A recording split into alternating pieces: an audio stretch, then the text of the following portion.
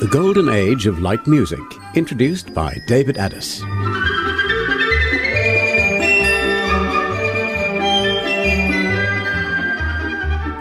Hello everyone, a warm welcome to the Golden Age of Light Music, which this time features the wonderful orchestral music from the 1940s. You'll hear great orchestras such as David Rose, George Mellecrino, Morton Gould, Percy Faith and Louis Levy. So I can promise you some of the very best music from a time when light music filled the airwaves of radio stations around the world. Whenever you tuned in, this is the kind of music you were lucky enough to hear.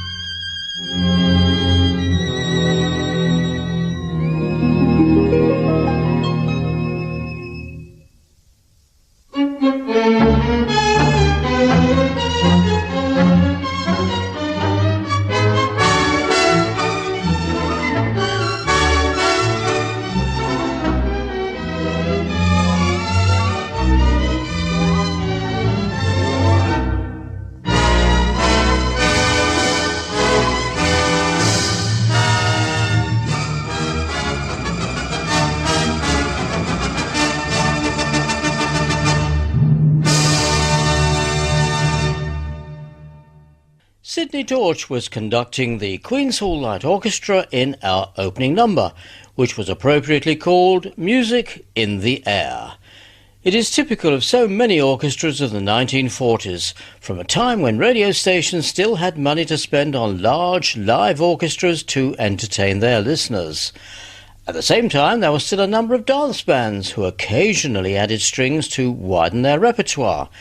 Here is the Billy Ternent Orchestra with that great Cole Porter classic, Just One of Those Things.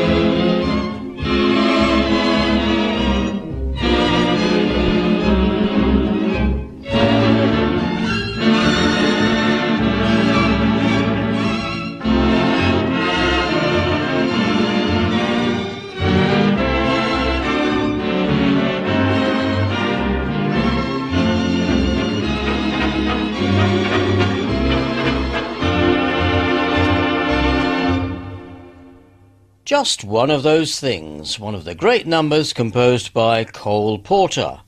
There must have been hundreds of recordings of that famous melody, but I must confess to a personal liking for that version, recorded by the British band leader Billy Tennant and his orchestra in 1949.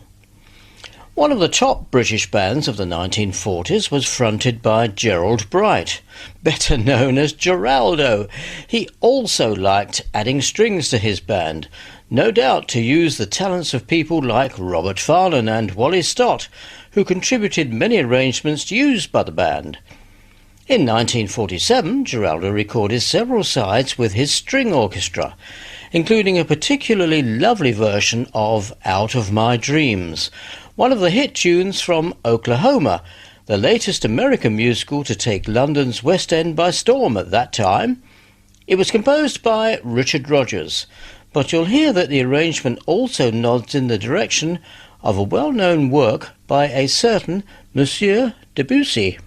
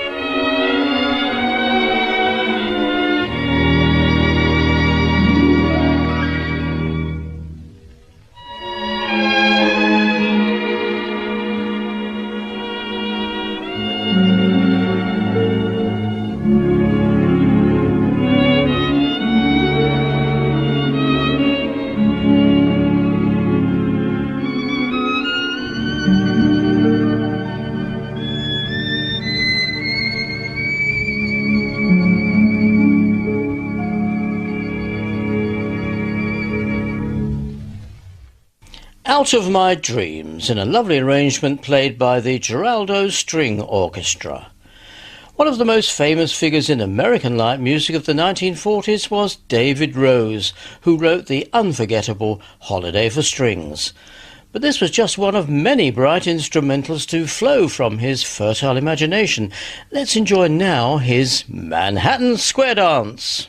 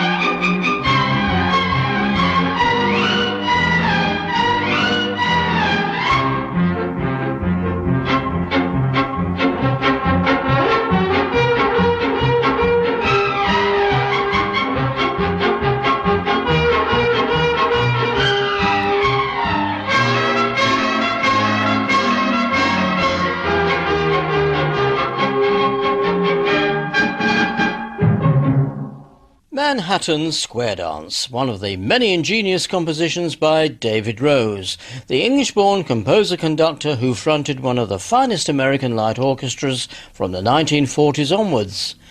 Back in England, one of the foremost orchestras at the same time as David Rose was the one formed by George Mellecrino, using many of the musicians who had been members of his British band of the Allied Expeditionary Forces during the Second World War. Like Rose, Mellecrino was also a very talented composer, and we now hear his strings playing his catchy Woodland Revel.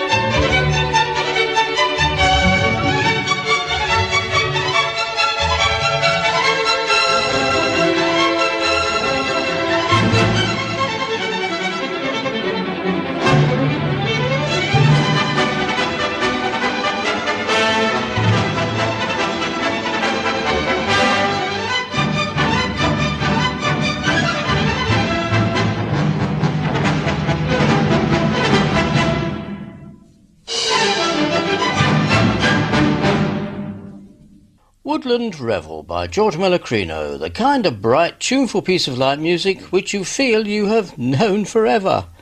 It seems hard to imagine today, but for several decades people went to the cinema to watch films which had no soundtrack. Music was performed by live musicians, partly to mask the sound of the noisy film projectors of the time, but for around 3 decades the actors were not heard. The silence, as they were called, gave way to the talkies towards the end of the 1920s, and light music soon became widely used to accompany the action on the silver screen. A number of composers began to specialise in writing for films, and one of these was Nicholas Brodsky. One of his first notable scores was for the wartime British movie The Way to the Stars, and the music still remains popular today. It is possible that the film's musical director, Charles Williams, actually composed much of the score, using guidelines set down by Brodsky. But whoever deserves a greater part of the credit is really academic. Here is the recording made to accompany the film's release at the end of the war. The Two Cities Symphony Orchestra is conducted by Charles Williams.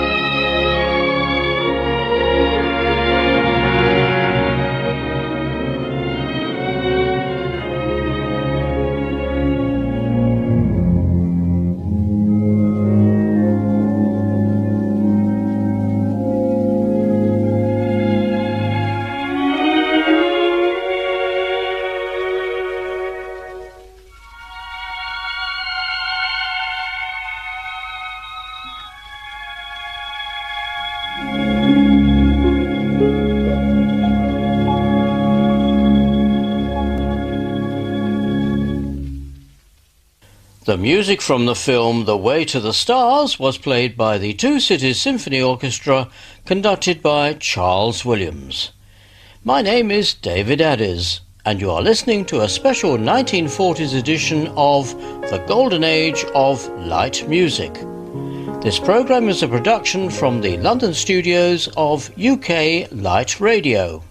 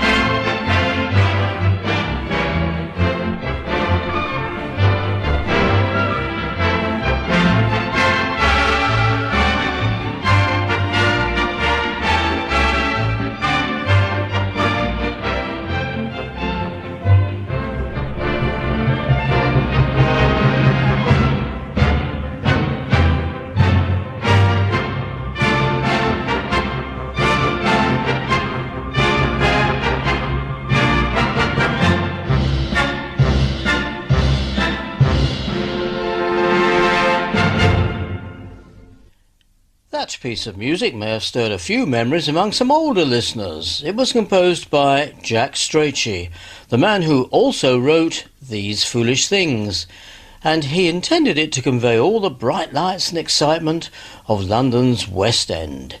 He called it Theatreland. Jay Wilbur was conducting the new concert orchestra. A lot of light music is meant to be descriptive, and the English composer-conductor Sidney Torch was one of the very best at being able to capture a particular mood after just a few seconds of music. A lot of his works were specially recorded by the London publishers' chapels, so that they could be used for films, radio, television and documentaries all over the world. I wonder if you can guess what this piece represents.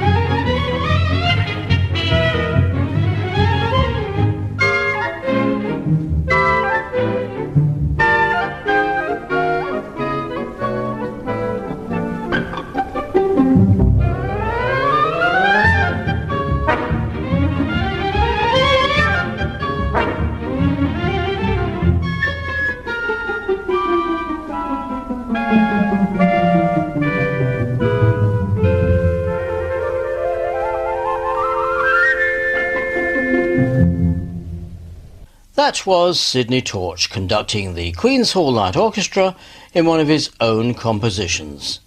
Did you guess what the music was supposed to represent? Well, if you said trains, then you are absolutely right. The actual title is Wagon Lit, which is what sleeping cars on trains used to be called. The 1940s was also a time when arrangers would breathe some fresh life into older melodies to make them attractive to a new audience. The American Morton Gould took a 1927 ragtime piece by W.C. Poller and transformed it into a popular piece of light music. Here he conducts the Robin Hood Dell Orchestra in Dancing Tambourine.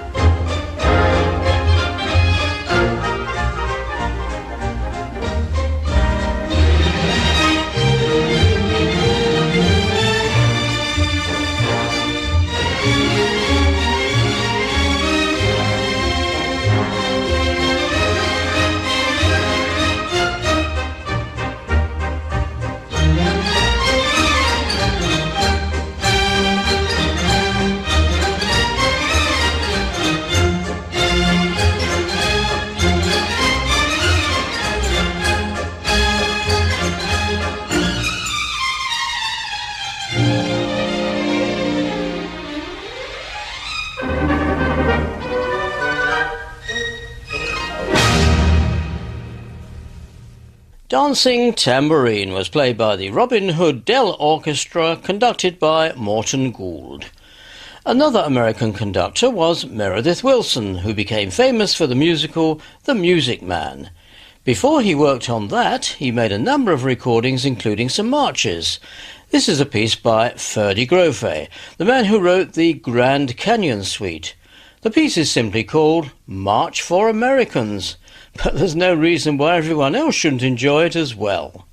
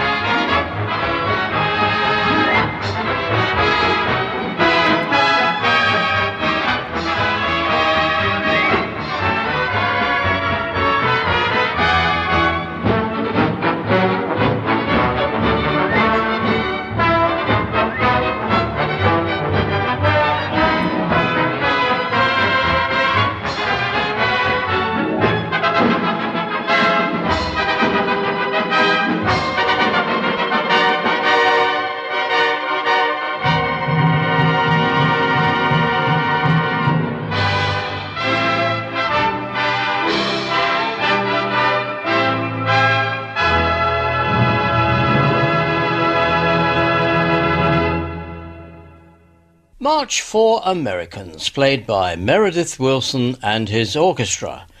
We cross back across the Atlantic to Britain for another march, this time composed by Eric Coates, widely known at one time as the uncrowned king of light music. This is the Royal Air Force Central Orchestra, conducted by Wing Commander R.P. O'Donnell, playing Coates's Over to You.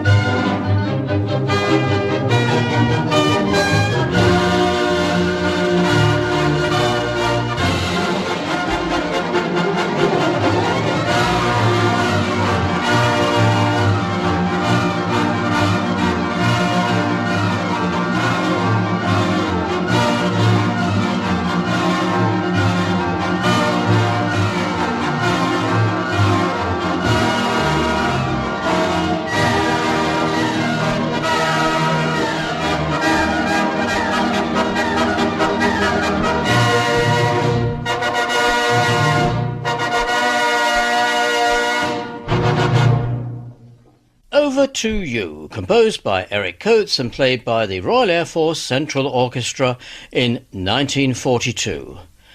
Let's change the mood completely with a lovely melody composed by Arthur Schwartz for a long-forgotten musical show called Revenge with Music. The show may have been consigned to the mists of history, but the music lives on, especially in a great arrangement like this by the one and only Percy Faith.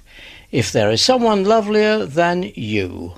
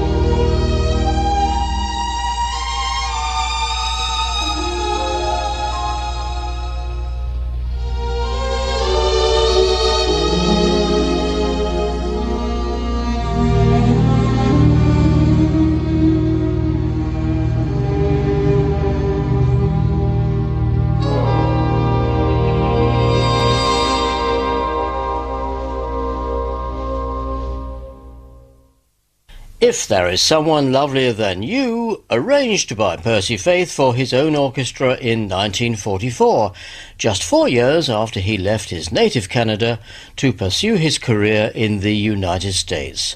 Very quickly he became one of the world's top light orchestras. A well-known name in the British music business during the 1930s was Louis Levy. His name appeared in the credits of many films, and he conducted a large orchestra, usually specialising in film music. His radio broadcasts were often called music from the movies. He remained popular until well into the 1950s, and we end our tribute to the 1940s today with one of the film selections that he recorded in 1947. The music was all composed by Irving Berlin, and it appeared in the Hollywood film Blue Skies.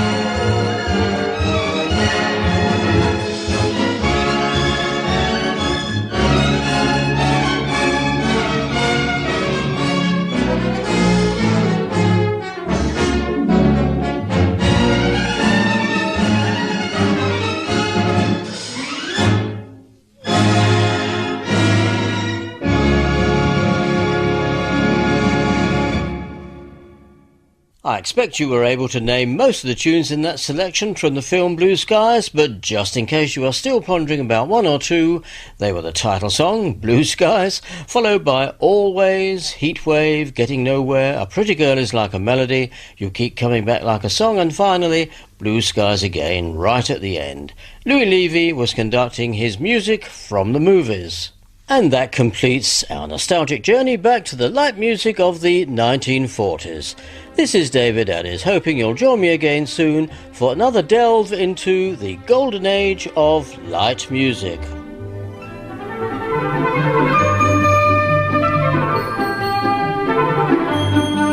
The golden age of light music was devised and presented by David Ades.